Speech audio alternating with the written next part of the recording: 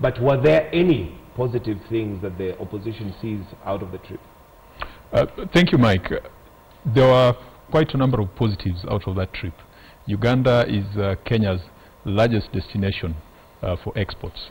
I stayed in Uganda for 7 years, and so I know the historical value and the symbolism of fostering good trade ties and good relationships with Uganda. There are a lot of Kenyan students in Uganda. There are a lot of Kenyan expatriates in Uganda. So that kind of gesture where a president goes to Uganda and gets that form of reception is very positive for relationships between the two countries. We are joined at the hip. It is unfortunate that there were certain negative aspects of the visit that have captured the headlines. And the negative aspects would be the deals relating to sugar, the deals relating to meat, and the deals relating to milk. And I think we have been very clear that the deal on sugar is not as sweet as it is. It is a sour deal, simply because the Kenyan sugar industry supports up to 6 million people, not just from the western belt of Kenya, but scattered across Kenya, including places like Kwale.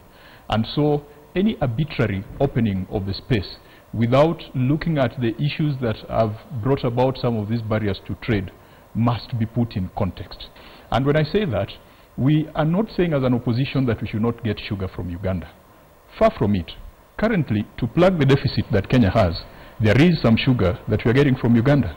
What we are protesting against is when cowboy traders bring sugar from Brazil into Uganda and then bring it into Kenya, purporting that it is sugar from Uganda. And that is why the issues of rules of origin came in. And so the president cannot just say we have opened up the space. Unfortunately, Mike, as we speak today, even if you look at the dailies, we don't know who's telling the truth. The president says one thing on one hand, and the cabinet ministers are saying there was no such deal. There's so much confusion in the Jubilee government, but unfortunately it is sweeping away the positives of the president's visit.